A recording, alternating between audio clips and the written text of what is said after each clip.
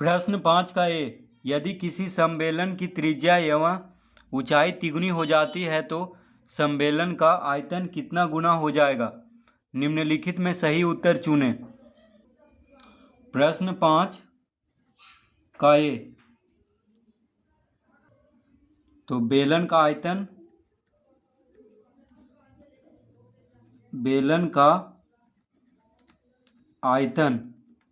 बराबर क्या होता है? तो बेलन का आयतन का सूत्र होता है पाई आर स्क्वायर एच।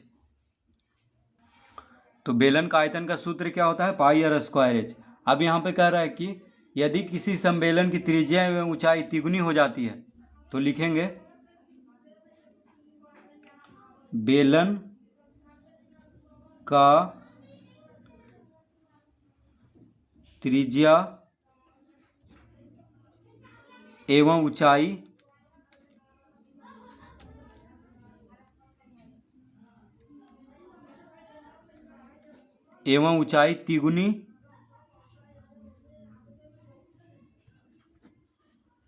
तिगुनी होने पर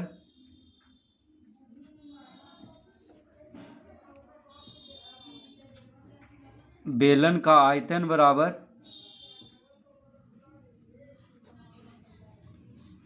तो कह रहा है कि सम्मेलन की त्रिज्या एवं ऊंचाई तिगुनी हो जाती है तो सम्मेलन का आयतन कितना गुना हो जाएगा? तो देखिए, तो पहले बेलन का आयतन कितना होगा? पाई आर स्क्वायर एच।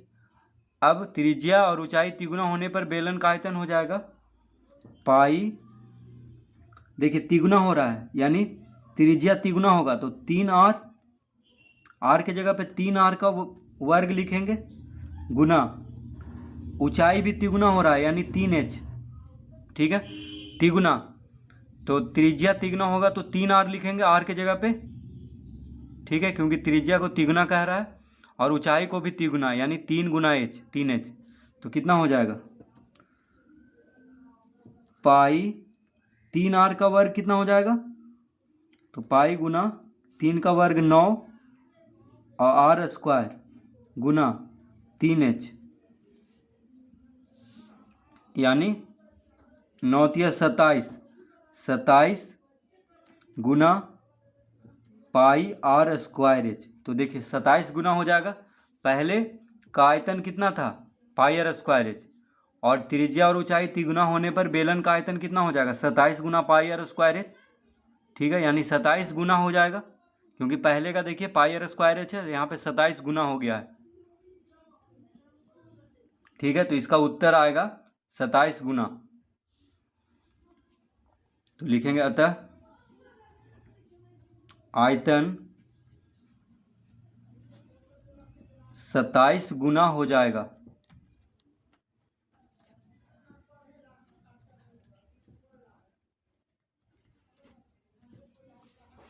आयतन 27 गुना हो जाएगा, यानी अगर किसी बेलन का त्रिज्या और ऊंचाई को तिगुना कर दिया जाए तो आयतन कितना हो जाएगा? 27 गुना।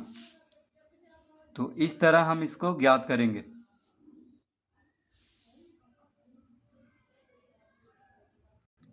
प्रश्न 5 का बी, यदि किसी लंब वृत्तीय बेलन के आधार की त्रिज्या 1/3 कर दी जाए जबकि ऊंचाई अपरिवर्तित रहे तो मूल बेलन के आयतन और इस लघुकृत बेलन के आयतन का अनुपात निम्नलिखित में कौन सा होगा?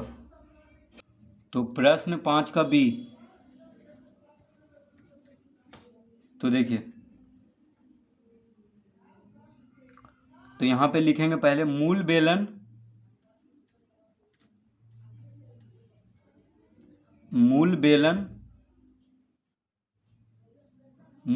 का आयतन बराबर क्या हो जाएगा? पाई आर स्क्वायर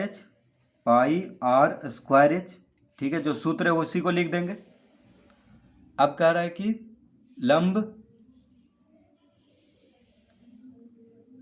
लघुकृत, तो देखिए लघुकृत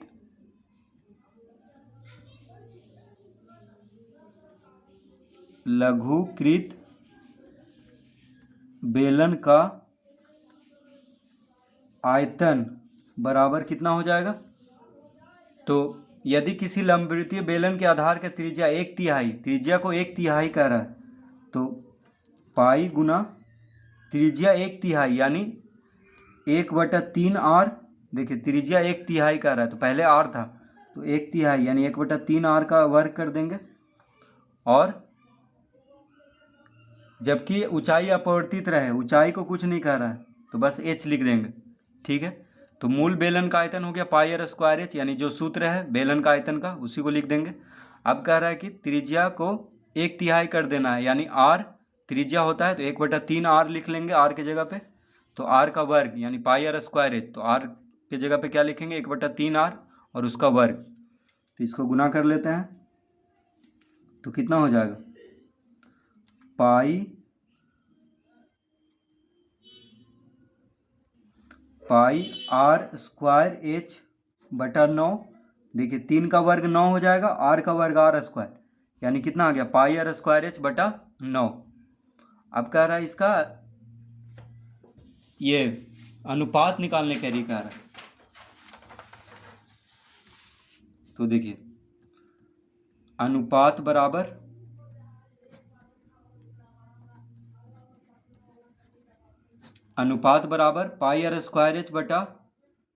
πr²h/9 इस तरह लिख लेंगे। देखिए मूल बेलन का आयतन का अनुपात निकालना है लघुकृत बेलन का आयतन से, तो मूल बेलन का आयतन कितना है πr²h, और लघुकृत बेलन का आयतन कितना निकाले हैं πr²h/9। πr² से πr² कट गया, यानी कितना बचा 1/9, यानी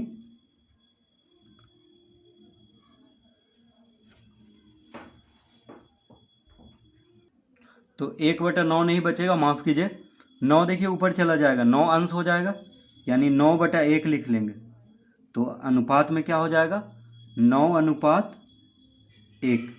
ठीक है, यहाँ पे 9 जो है हर है, ठीक है, ये अंश है πr²h/9, तो ये अंश है, ये हर है, तो हर ऊपर चल जाएगा, अंश के साथ गुना हो जाता है, तो 9 ऊपर आ जाएगा, नीचे कुछ नहीं बचा तो 1 हो जाएगा।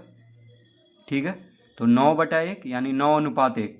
तो मूल बेलन और लघुकृत बेलन का आयतन का अनुपात कितना हो जाएगा 9:1, यानी इसका विकल्प 4 उत्तर होगा। ठीक है, तो पूछ रहा था यहाँ पे मूल बेलन के आयतन और इस लघुकृत बेलन का आयतन का अनुपात कौन सा होगा, तो क्या होगा 9:1, यानी अगर त्रिज्या को 1/3 कर दिया जाए तो कितना हो जाता है, ये आयतन में अनुपात कितना हो जाता है 9:1। तो इस तरह इसको हल करेंगे।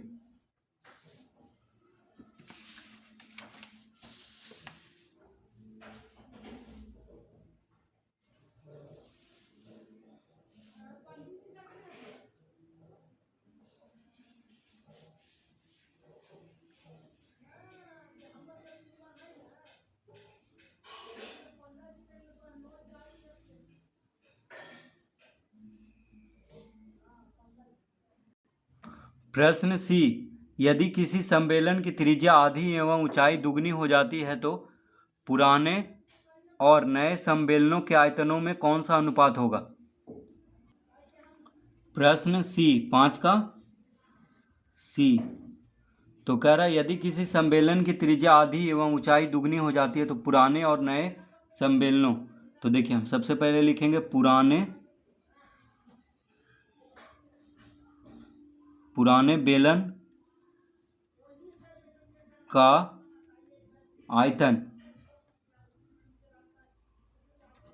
बराबर क्या हो जाएगा, जो सूत्र है उसी को लिख देंगे। पुराने बेलन का आयतन क्या होता है, मतलब बेलन का आयतन का सूत्र होता है πr²h, तो लिख लेंगे पुराने बेलन का आयतन बराबर πr²h।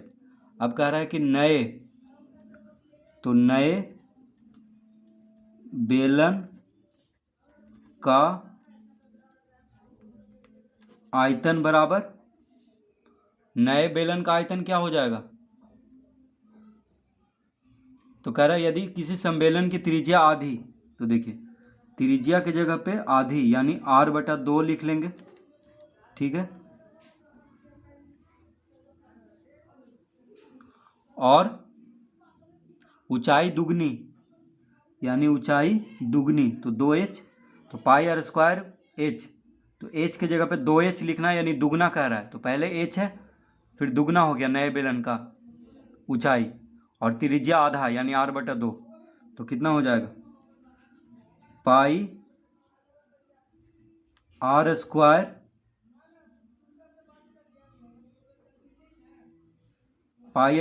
गुना 2h बटा, देखिए 2 का वर्ग 4 हो जाएगा, तो 2 दूना 4 कट जाएगा यानी पाई आर स्क्वायर एच बटा 2, देखिए 2h है तो 2 से 4 कट जाएगा 2 बार में, यानी नए बेलन का आयतन कितना हो जाएगा पाई आर स्क्वायर एच बटा 2, ठीक है, यानी आधा हो जाएगा। अगर त्रिज्या को आधा किया जाए और ऊंचाई को दुगना किया जाए तो आयतन क्या हो जाएगा आधा, ठीक है, पुराने बेलन से। अब कह रहा है अनुपात निकालने के लिए, तो अनुपात बराबर क्या हो जाएगा पाई आर स्क्वायर एच बटा पाई आर स्क्वायर एच बटा एच,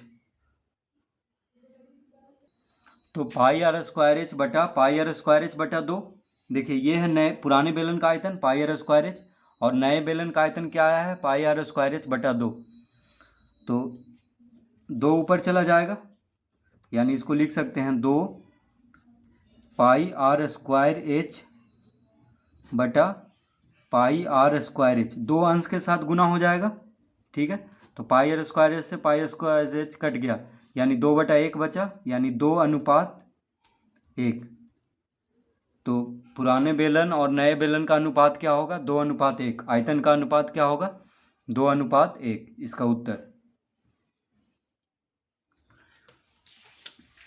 तो इस तरह से इसको हल करेंगे।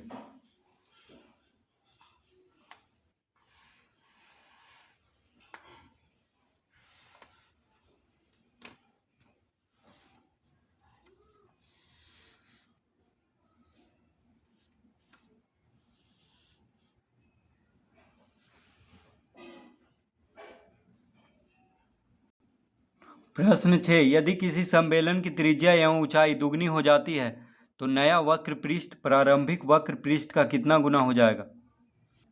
तो प्रश्न 6, तो लिखेंगे बेलन का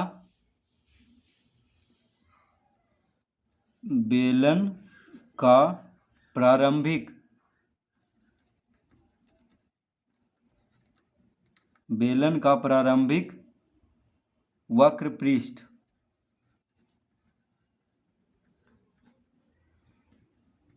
का क्षेत्रफल,